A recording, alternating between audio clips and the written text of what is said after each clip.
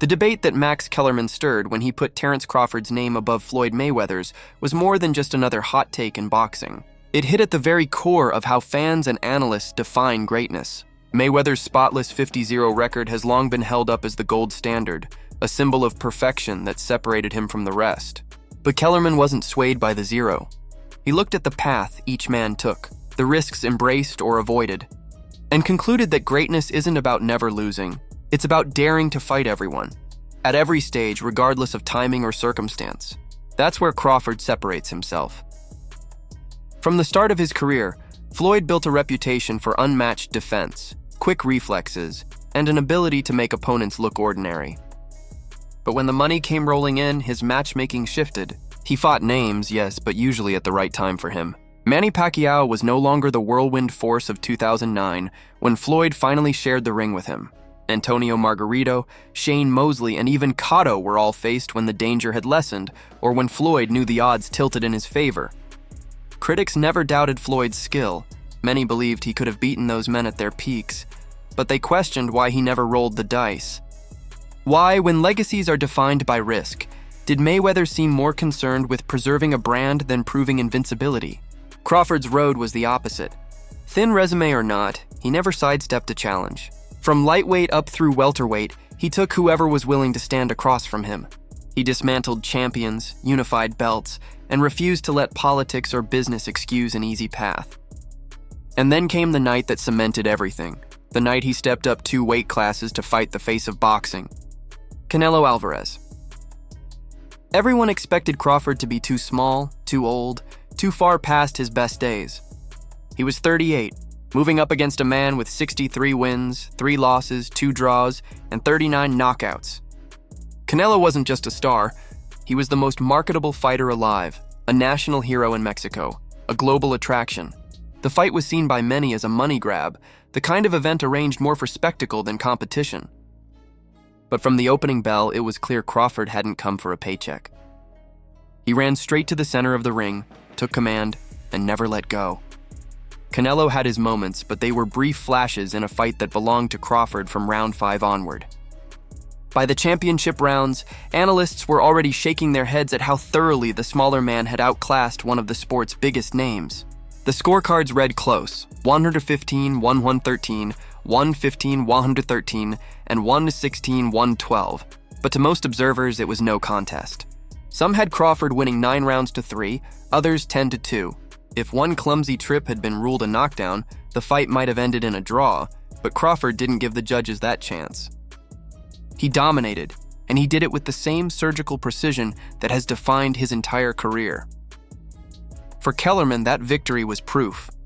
Crawford wasn't just another great fighter. He had entered the territory of Ali, Pacquiao, and Duran.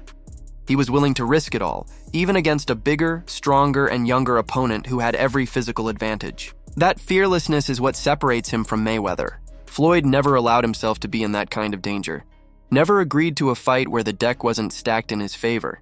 Crawford walked into it willingly and left with his hand raised. The ripple effects were enormous. Beating Canelo didn't just add a name to Crawford's resume, it shattered the aura of invincibility surrounding the Mexican star.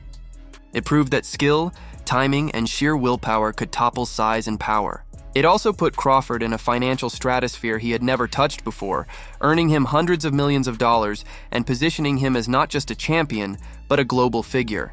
Yet what stood out most was that Crawford wasn't satisfied. Talk immediately turned to middleweight, to chasing undisputed status at 160 pounds, something almost unthinkable for a fighter his age and size. To critics of Kellerman's stance, this was too much too soon. Mayweather, they argued, built a deeper resume filled with recognizable names, from Oscar de la Hoya to Miguel Cotto, from Ricky Hatton to Canelo himself. They pointed to Floyd's longevity, his ability to stay dominant into his late 30s, and the technical brilliance that made him untouchable. They argued that the zero matters, that history will always favor the man who never lost. But Kellerman countered with a simple truth. Rocky Marciano retired 49-0, yet few ever called him the greatest of all time. Why should Mayweather's 50-0 be any different? The number alone isn't enough. Fighters like Crawford redefine the meaning of greatness because they dare to risk the record. Manny Pacquiao, who climbed through 8 divisions, left behind a legacy full of losses but also filled with iconic victories. Crawford mirrored that model. He became only the second legitimate 4-division lineal champion in history, joining Pacquiao in that exclusive club. That's the company he keeps, not men who protected their records, but men who pursued the toughest challenges no matter the cost. Hamza Shiraz, a British contender, said it best after watching Crawford dismantle Canelo live. To him, it was an honor to witness. Crawford wasn't just winning, he was proving something about boxing itself. That true greatness lies in chasing the impossible, in stepping into fights no one expects you to win, and emerging victorious. For Shiraz and countless others, Crawford's performance was a reminder of why fans fall in love with the sport. At the same time, the fight revealed another truth. Boxing's balance of power is shifting. Saudi Arabia, through the efforts of Turki Al-Sheikh, has become the new stage for the sport's biggest spectacles. What once belonged to Las Vegas and Madison Square Garden is now being pulled east, where money flows freely and fights that seemed impossible suddenly materialize.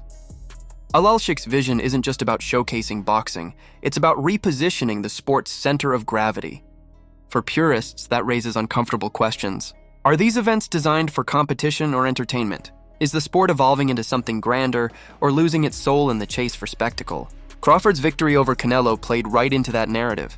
The judges' scorecard, suspiciously close, reminded fans of the dangers of fighting a star in Vegas. If not for Crawford's dominance, a draw or worse could easily have been arranged. The whispers about rematches, contracts, and Riyadh season appearances spoke to the larger machine moving behind the scenes. Boxing has always been a business, but now the business seems to dictate more than ever where greatness is decided. For Crawford, though, the politics hardly matter. He has reached a point where legacy overshadows everything else. He has already slain the giant, already done what critics said he couldn't. At 38, he continues to push into new territory, chasing challenges instead of comfort.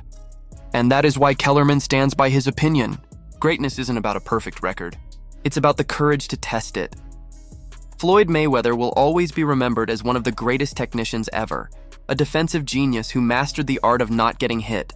But Terence Crawford is carving out a different legacy, one built not on avoiding risk, but on embracing it. He may not retire undefeated, he may not have the deepest resume, but when the history of this era is written, Crawford's name will stand out for the nights when he chose danger over safety, challenge over comfort, and greatness over business. That is why, for Max Kellerman and for a growing chorus of fans, Terence Crawford isn't just another champion. He might very well be the greatest fighter of all time.